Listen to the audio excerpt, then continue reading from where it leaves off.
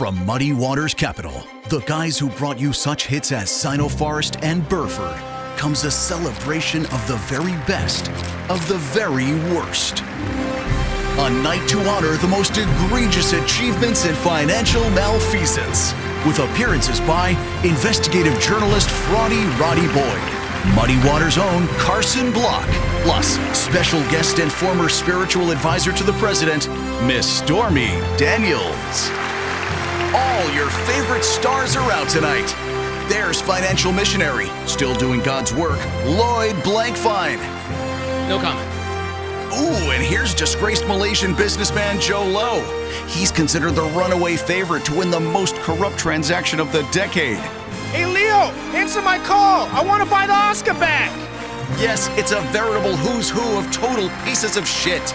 Welcome to the biggest night in financial fuckery. It's the Fidouchies. And now, your host, comedian Hal Sparks. Welcome to the first annual ceremony for the Fidouchies, ladies and gentlemen. All right. Tonight, ladies and gentlemen, we dishonor the worst financial offenders, biggest losers, dirtbags, Goldman Sachs of shit that they are. These flagellating shit stains are so horrifying, their pedophile islands have pedophile islands. You know, getting away with stealing and scamming gets easier every day, doesn't it, folks? Give yourself a hand for that one. And while these schmucks might be laughing all the way to their piggy banks, we also know that they can be brought to their knees faster than Billy McFarland trying to smuggle a baby bottle full of Evian into his prison cell. Am I right? We have quite an incredible group with us tonight, and by incredible, I mean fucking horrible. Prince Andrew is here, ladies and gentlemen, and scumbags. So lock up your daughters before this fucker does. And hey, everybody, Elizabeth Holmes is here. Hey, lizard. She's actually a fucking lizard. She's cold-blooded and she doesn't blink. Look at it, watch. Fucking nothing, it's amazing. Somebody put Elizabeth back on her heat rock. Thanks. Martin Shkreli is here. Martin, how are you? Oh, he got a prison pass to be with us tonight. The funny thing is, he just won't shut the fuck up. He's still running his company from a burner cell that he bought after hiking up the price of entry into his asshole. Joe Low is here, you bloated, plum-cheeked fuck. Honest to God, are you on the lam or did you eat one? Nobody bothered to tell Malaysia where he is. They'll just follow the trail of prawn tails and coke binge half-ass hack premise screenplays. Here's some legal advice, Joe. Instead of hiring a lawyer, why don't you just ask Jonah Hill to make an appearance at your trial, you flabby, rouge-wearing, nerd-bait starfucker? Which reminds me, Miranda Kerr is here. All right. I'm sorry it didn't work out with you and Joe Low. We all thought it would last, at least till the check cleared. And then the feds came and took back all the blood diamonds, but at least you'll always have the pearl necklace he gave you until it dries up or your husband makes you wash it off. That's the trouble with dating international frauds, ladies and gentlemen. Miranda's husband, Evan Spiegel, is here, reluctantly. There he is. Hey, how are you, Evan? Did Snapchat release a sad bitch filter, or is that your actual face? Oh, boy. You know, I hope she sticks around, Evan. But hey, even if she doesn't, you own Snapchat. You built an entire empire on making pretty women disappear after you've used them. Betsy DeVos is here. Oh, shit. Betsy, look out, a grizzly. I'm fucking with you. Betsy taught us all that education can truly make one person better off and fuck everyone else at the same time. Jim Spanfeller of Go Media is here. Is it Go or is it G-O? I don't give a shit. They say democracy dies in darkness, and Jim is here to lock it in a crawl space with a sock duct taped in its mouth. Wikipedia says that Jim is a fart-faced fascist, which is totally unfair to Betsy DeVos. But of course, ladies and gentlemen, private equity is only partially to blame for killing decent journalism. The real culprit is Facebook, which sucks up all the ad revenues as long as you're paying in rubles anyways. And speaking of which, where is that bowl-cut, half-android, butter-faced bitch? There he is. Hey, Mark Zuck, glad to hear you're here. And you took a break from jerking off buffaloes. I'm not sure, is this hobby public knowledge?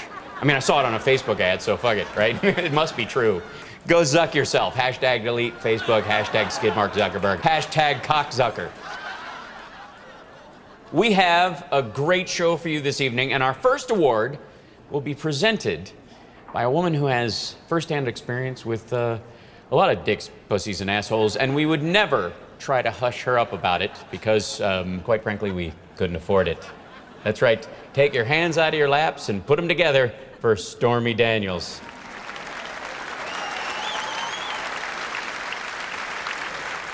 I'm here to present the award for this year's Regulator with the Limpest Dick. It was originally going to be called Pussy Regulator, but this year some states actually tried to regulate vaginas, so we wanted to avoid any confusion. I don't know why the government would try to regulate pussies. In my experience, politicians have no idea how they work anyway. The winner of this year's Limp Dick Regulator is the DEA. While 6 pharmaceutical companies were slanging $500 billion of rocks at Middle America, the DEA just stood there with their shriveled cocks in their hands.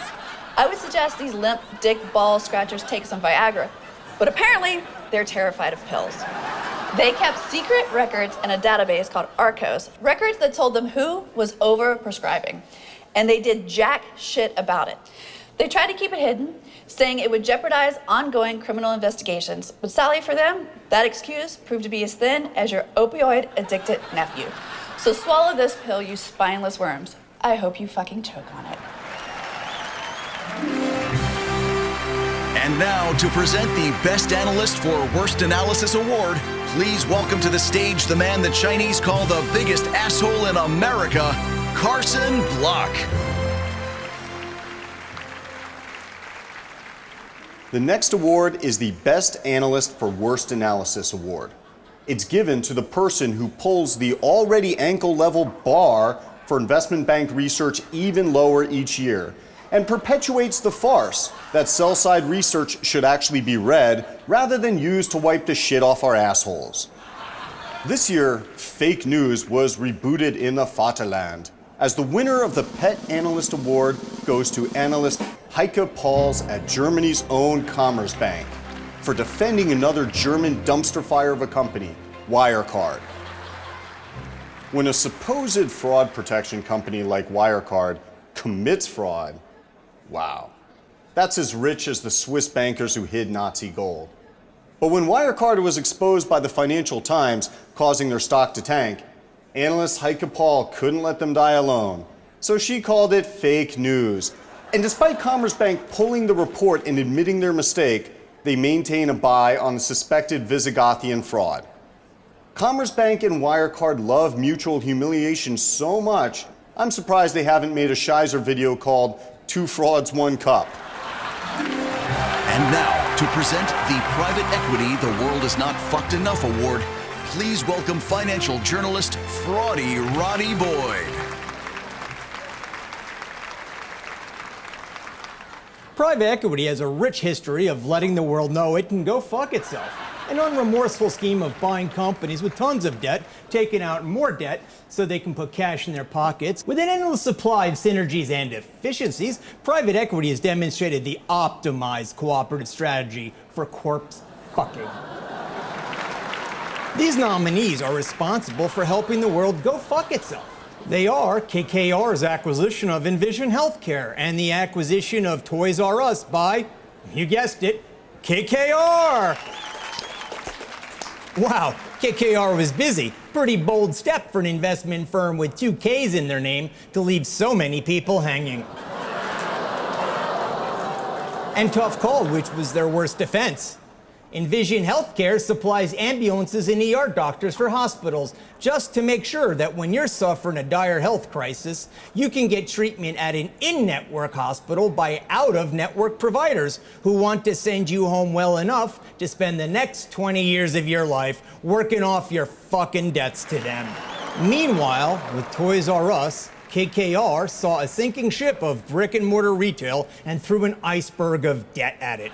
Here's the thing. Slapping a white beard and red hat on might make you look like Santa Claus, but when 20,000 workers sue you for severance pay, it's no wonder why no one believes in you. So take your pile of Marvel Funkos and get fucked, fucko.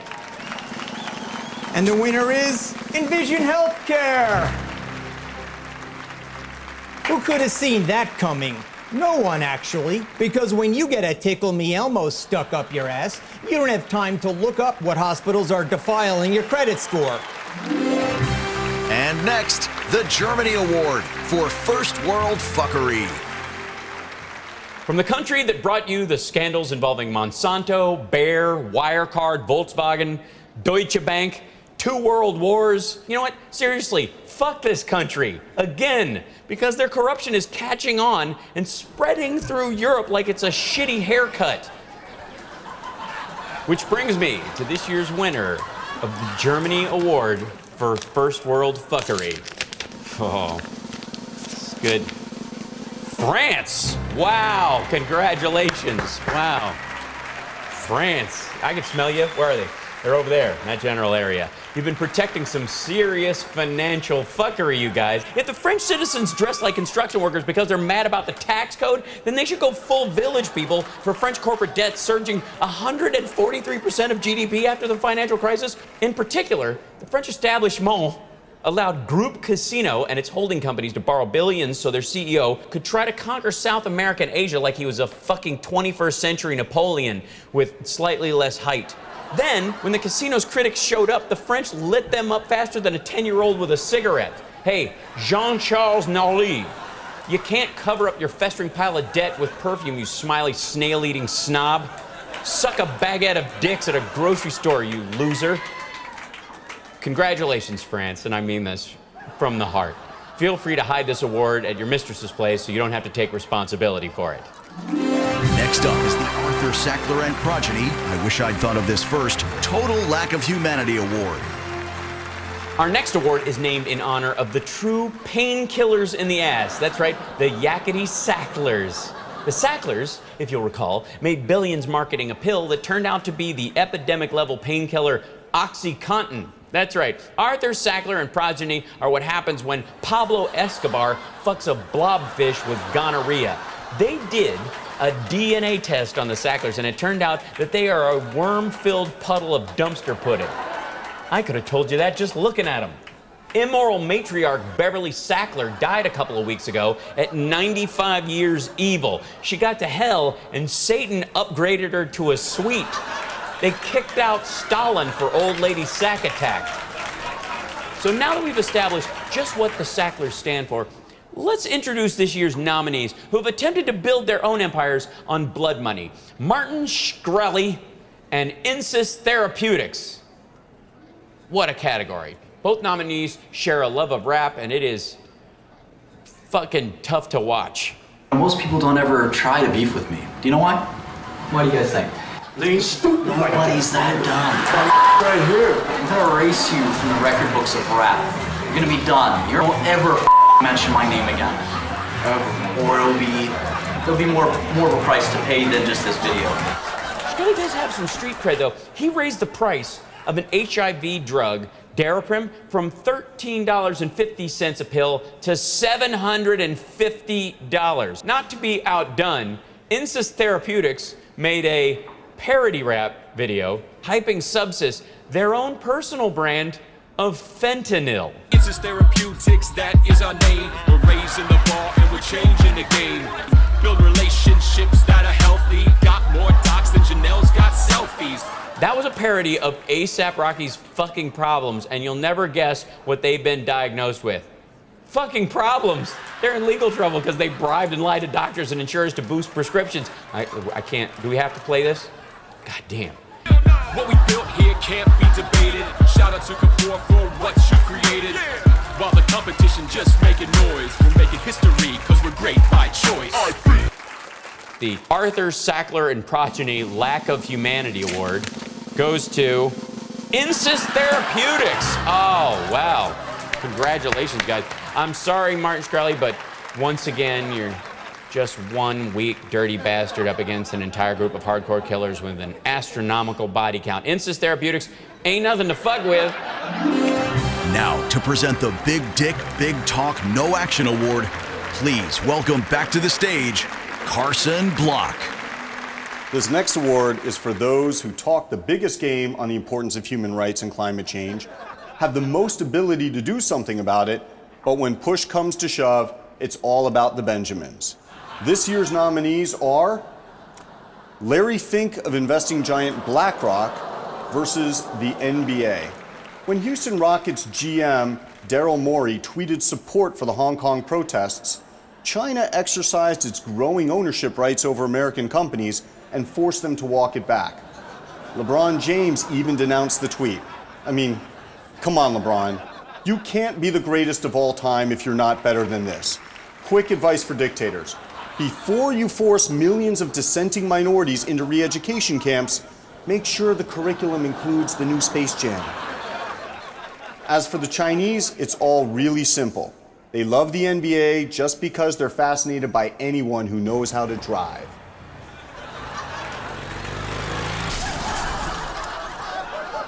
But it's not just the NBA that's getting a lump of coal for Christmas this year. Larry Fink, whose firm, which is the largest shareholder of coal power companies in the world, voted for only 23% of shareholders' climate proposals. BlackRock is forever tarnished. Jimi Hendrix is spinning in his grave so fast, he just drilled another freshwater well for Larry Fink to poison. So who's going to win out? The NBA for going after Beijing's money, or Larry Fink for going after their fashion? And the winner is Larry Fink. BlackRock is fucking the earth so hard that we're all gonna have trouble walking because we're dizzy from the mercury poison and the sidewalk is underwater. And now, the moment we've all been waiting for. The award for the most corrupt transaction of the decade. You know, causing misery to millions of people, making their lives measurably worse, saddling them with woes for at least a generation, all in the name of unbridled greed and ego. A truly deplorable display of the worst of human nature. And the most corrupt transaction of the decade goes to, it's a big one, it's a lot of competition, Alaska Airlines for its dehumanizing purchase of Virgin America. Joe Low has been upset by Alaska Airlines. The Inuit hunter has harpooned the billion-dollar whale. Look at that. Wow. What a blow to the uncool playa from Malaya.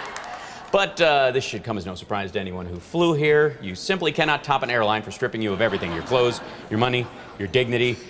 Sure, you could complain about it to your friends if you pay extra to have them sit next to you. Richard Branson, of course, would have stopped the deal, but he couldn't because he had to give up his shares in Virgin America because he's not a U.S. citizen, which wow.